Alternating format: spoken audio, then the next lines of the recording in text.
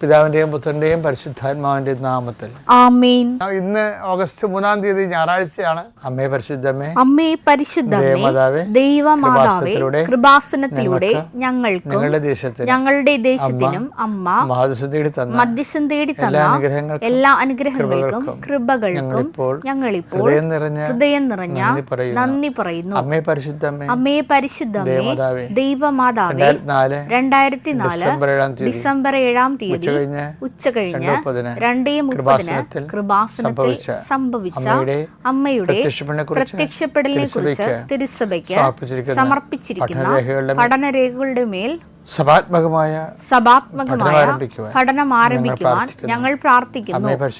അമ്മേ പരിശുദ്ധമേ, ഭൂസ്വർലോകങ്ങളുടെ രാജ്ഞിയായ അങ്ങേയ്ക്ക് ഭൗമ സംരക്ഷണത്തിനായി പ്രപഞ്ച പ്രകൃതിയെ തന്നെ തിരുസഭ പ്രതിഷ്ഠിക്കുവാൻ ഈ പ്രത്യക്ഷീകരണം വഴി ഇടയാക്കണമേ. പരിശുദ്ധമേ, ജപമാല മാതാവേ, സകല കൃപാസനം പ്രാർത്ഥനകളോടും ചേർത്ത് ഞങ്ങളിപ്പോൾ പ്രാർത്ഥിക്കുന്ന ഈ കുടുംബത്തിന്റെ പ്രത്യേക നിയോഗം പറമക്കളെ.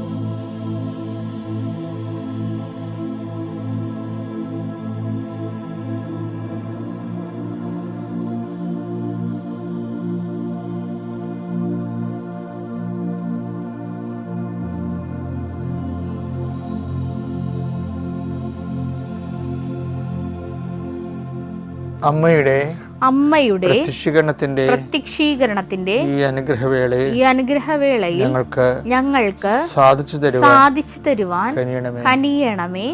ആമേൻ. വിശ്വാസ പ്രമാണം. സർവശക്തനായ പിതാവും ആകാശത്തിന്റെയും ഭൂമിയുടെയും സൃഷ്ടാവുമായ ദൈവത്തിൽ ഞാൻ വിശ്വസിക്കുന്നു. അവിടുത്തെ ഏകപുത്രനും ഞങ്ങളുടെ കർത്താവുമായ ഈശോമിശിഹായിലും ഞാൻ വിശ്വസിക്കുന്നു. ഈ പുത്രൻ പരിശുദ്ധാത്മാവിനാൽ ഗർഭസ്ഥനായി കന്യകാമറിയത്തിൽ നിന്ന് പിറന്ന് പൊന്തിയോസ് പീലാത്തോസിന്റെ കാലത്ത് പീഡകൾ സഹിച്ച് കുരിശിൽ തറയ്ക്കപ്പെട്ട് മരിച്ച് അടക്കപ്പെട്ട് പാതാളങ്ങളിൽ ഇറങ്ങി മരിച്ചവരുടെ ഇടയിൽ നിന്ന് 3-ാം നാൾ ഉയർത്ത് സ്വർഗത്തിലേക്ക് എഴുന്നള്ളി സർവശക്തിയുള്ള പിതാവായ ദൈവത്തിന്റെ വലതുഭാഗത്തിരിക്കുന്നു. അവിടെ നിന്ന് ജീവിക്കുന്നവരെയും മരിച്ചവരെയും വിധിക്കുവാൻ വരുമെന്നും ഞാൻ വിശ്വസിക്കുന്നു.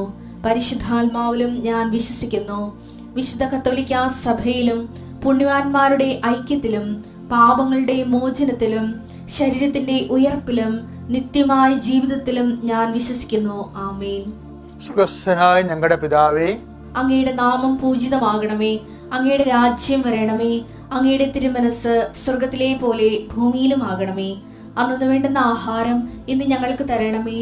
ഞങ്ങളോട് തെറ്റ് ചെയ്യുന്നവരോട് ഞങ്ങൾ ക്ഷമിക്കുന്നത് പോലെ ഞങ്ങളുടെ തെറ്റുകൾ ഞങ്ങളോടും ക്ഷമിക്കണമേ.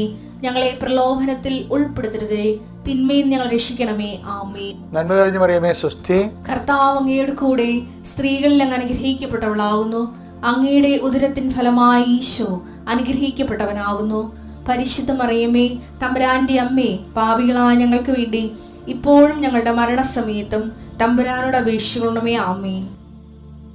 എൻ്റെ കർത്താവിൻ്റെ ഉന്നതമായ നാമത്തിൽ നിങ്ങളുടെ വലത്തും ഇടത്തും ഇന്നത്തെ ജീവിത വഴികളിൽ വലത്തും ഇടത്തും വീട്ടിലും വഴിയിലും ജലത്തിലും കരയിലും മുകളിലെ ഹൃദയത്തിലും കർത്താവിൻ്റെ സാന്നിധ്യവും സഹവാസവും സംരക്ഷണം ഉണ്ടാവട്ടെ. നീ എന്തിനു വേണ്ടിയൊന്നും ഉത്കണ്ഠപ്പെട്ടിരിക്കുന്നത്, ഏത് വിഷയത്തിന് വേണ്ടി നീ സങ്കടപ്പെട്ടിരിക്കുന്നത്, ആ മേഖലയിൽ കർത്താവിന് ഇടപെടുകയും നീ എവിടെ പോയാലും നിൻ്റെ കൂടെ ഞാൻ ഉണ്ടായിരിക്കുന്നത് അളിച്ചത് കർത്താവിൻ്റെ സാന്നിധ്യം, സതതമായ സാന്നിധ്യം നിൻ്റെ കൂടെ ഉണ്ടാകുകയും നിനക്കൊരാൾ കൂടി ഉണ്ടായിരുന്നെങ്കിൽ ആരെയും കൊണ്ടുപോകാനും പറ്റത്തില്ല. പറഞ്ഞ രഹസ്യങ്ങൾ അവരറിയുകയും ചെയ്യും. നാട്ടിൽ പാട്ടാക്കും, വീട്ടിൽ പാട്ടാക്കും, തറവാട്ടിൽ പറഞ്ഞ് കൊട്ടി കെട്ടിയെഴുന്നള്ളിക്കും. അതുകൊണ്ട് ആരെയും കൊണ്ടുപോകാനും പറ്റത്തില്ല, കൊണ്ടുപോകാതിരിക്കാൻ പറ്റത്തില്ല. നിസ്സംഗുരി നിൽക്കണ മക്കൾക്ക് കർത്താവ് തന്നെ കൂടെ വരാനും നീ ഒറ്റയ്ക്ക് പോയാനും കർത്താവിൻ്റെ സന്നിധിയിൽ കർത്താവിൻ്റെ ചൈതന്യത്തിൽ നീ ആ വിഷയം കൈകാര്യം ചെയ്യാനുള്ള ആത്മധൈര്യം ലഭിക്കാൻ വേണ്ടി പ്രാർത്ഥിക്കുന്നു. നഷ്ടപ്പെട്ടു പോയ രേഖകൾ, നഷ്ടപ്പെട്ടു പോയ പണങ്ങൾ, നഷ്ടപ്പെട്ട പൊന്നുകൾ, അന്യാധീനപ്പെട്ടു പോയ വസ്തുക്കൾ, മറ്റുള്ളവർക്ക് ചതിക്കപ്പെട്ടതിൻ്റെ പേരിൽ ജോലി തരാമെന്നും പറഞ്ഞ് ചതിക്കപ്പെട്ടതിൻ്റെ പേരിൽ, വായ്പ വാങ്ങിച്ച് തരാത്തതിൻ്റെ പേരിൽ, ഒരു പണി നടക്കാതെ അതിൻ്റെ പേരിൽ വീട്ടിൽ എപ്പോഴും കലഹം ഉണ്ടാക്കുകയും ചെയ്തിരിക്കുന്ന അവസ്ഥകളിൽ നിന്ന് നീ രക്ഷപ്പെട്ടു വരുവാനും നിൻ്റെ അധ്വാന ശേഷി, സത്യസന്ധമായ പണം നിനക്ക് തിരികെ ലഭിക്കുന്നതിന് വേണ്ടി ഈശോനാമത്തിൽ പ്രാർത്ഥിക്കുന്നു. കർത്താവിൻ്റെ ഉന്നതമായ നാമത്തിൽ, സഭയുടെ അധികാരത്തിൽ, കുരിശടയാളത്തിൽ, ദൈവശക്തിയാൽ നീ ഇന്നത്തെ ദിവസം മുഴുവൻ അനുഗ്രഹിക്കപ്പെടട്ടെ.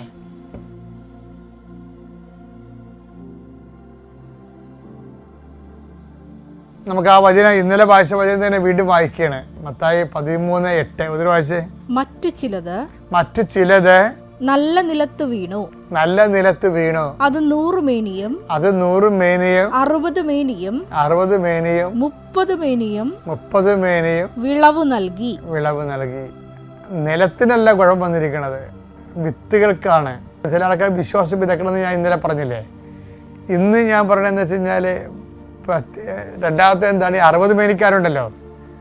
60 മേനിക്കാർ എന്തുകൊണ്ടാണ് 60 ഒരേ നിലത്ത് വിതച്ചതിന് 30 ഒന്നിന് 60 കിട്ടിയത് എന്തുകൊണ്ടാണ്? അതിൻ്റെ കാരണം എന്ന് വെച്ച് കഴിഞ്ഞാൽ, അതിൻ്റെ ഒരു കാരണം എന്ന് പറയുന്നത്, ചിലർ വിശ്വാസത്തിലാണ് വിതക്കണത്, ചിലർ പ്രത്യാശയെ വിതക്കും. അപ്പോൾ വിശ്വാസത്തിനേക്കാൾ കുറച്ചുകൂടി കൂടിയതാണ് നിലവാര ഉയർച്ചയുള്ളതാണ് പ്രത്യാശയ്ക്ക് വരുന്നൊരു ഗുണമെന്ന് പറയുന്നത്, പ്രത്യാശ എന്തുകൊണ്ടാണ് നമുക്ക് പ്രത്യാശ ഉള്ളത്? റോമാഞ്ചേജ വായിച്ചേ.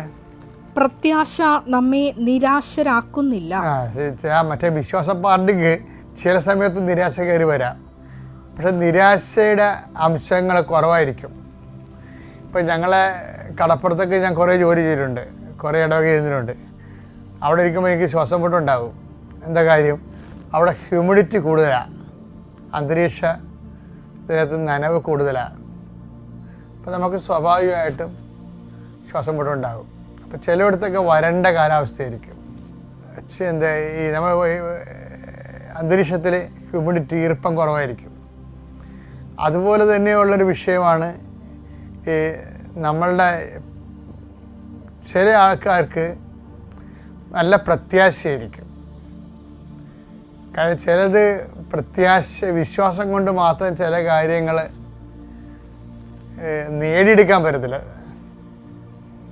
പോസിബിളാണ്, വിശ്വാസം കൊണ്ട് പോസിബിളാണ്, പക്ഷേ നമുക്ക് കിട്ടണ്ടേ? മർക്കോസ് 9:23 യേശു പറഞ്ഞു കഴിയുമെങ്കിൽ എന്നോ വിശ്വസിക്കുന്നവന് എല്ലാ കാര്യങ്ങളും സാധിക്കും.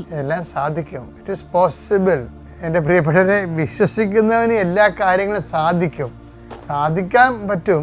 പക്ഷേ ഈ സാധിക്കുന്നതും അനുഭവിക്കുന്നതും രണ്ട് മിഷനറിയാണ്. അപ്പം അനുഭവിക്കുന്നതിനെക്കുറിച്ച് നമുക്കൊന്ന് അടുത്ത ദിവസം കാണാം. സാധിക്കുന്നത്, അനുഭവിക്കുന്നത് ഇറ്റ് ഈസ് പോസിബിൾ. പക്ഷെ അത് എക്സ്പീരിയൻസ് ചെയ്യണത് വേറെ ഒരു സബ്ജക്റ്റാണ്. അതെങ്ങനെയാണെന്നുള്ളത് നമുക്ക് അടുത്ത ദിവസം കാണാം. അത്യപൂർവ ദൈവാനുഭവങ്ങൾ ഇനി നിങ്ങൾക്കും സ്വന്തം. ഈ യൂട്യൂബ് ചാനൽ ഇതുവരെ സബ്സ്ക്രൈബ് ചെയ്തിട്ടില്ലെങ്കിൽ ഇപ്പോൾ തന്നെ സബ്സ്ക്രൈബ് ചെയ്യുക. ഈ വീഡിയോ ഇപ്പോൾ തന്നെ നിങ്ങളുടെ സുഹൃത്തുക്കൾക്ക് ഷെയർ ചെയ്തുകൊണ്ട് കർത്താവിൻ്റെ പ്രേക്ഷിതരാകുക.